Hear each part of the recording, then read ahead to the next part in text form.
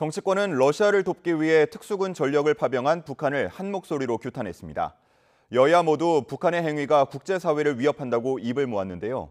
다만 정부 기조를 두고는 온도차를 보였습니다.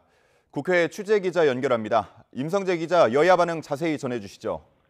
국민의힘은 어제 국가정보원이 북한군 특수부대원 1,500여 명의 러시아 파병 사실을 공식 확인하자 우리나라 등 국제사회에 대한 명백한 위협이라고 강력히 규탄했습니다. 한동훈 대표는 SNS에 이번 파병으로 북한과 러시아가 확실한 군사동맹임이 확인됐다고 지적했습니다.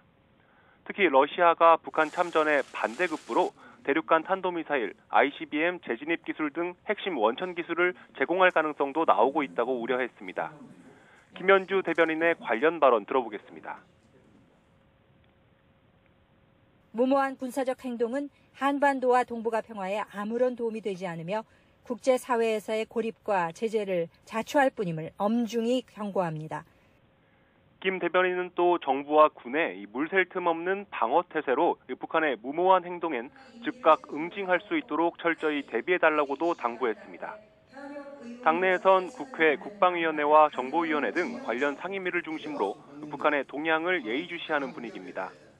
관련 상임위 소속 의원들은 YTN과 통화에서 현재는 국정감사 피감기관 질의 등을 통해 북한 파병 등 일련의 위협을 점검하고 있다며 당 차원 특위 구성 등에 대한 의견을 나눠볼 거라고 밝혔습니다.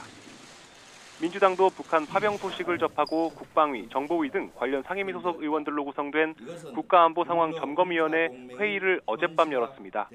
회의 뒤 북한의 파병은 세계 평화를 위협하는 위험천만한 참전 행위라고 강력히 규탄했습니다. 관련 발언 들어보겠습니다. 위험천만한 장기화, 구조화를 뜻하는 것이기 때문에 장기적으로는 우리 안보에 상당히 부정적인 영향을 미칠 것이다라고 판단하고 있습니다.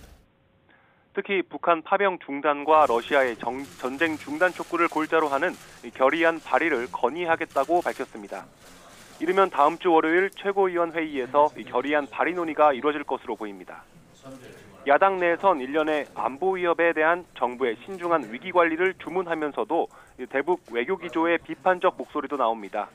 국방위 소속 한 의원은 YTN과 통화에서 윤석열 정부가 가치 중심 외교를 외치면서 중국과 러시아엔 적대시 정책을 써온 게 사실이라며 포탄 우회 지원 의혹 등으로 북한과 러시아의 밀착을 더 강화한 측면이 있다고 주장했습니다. 지금까지 국회에서 YTN 임성재입니다.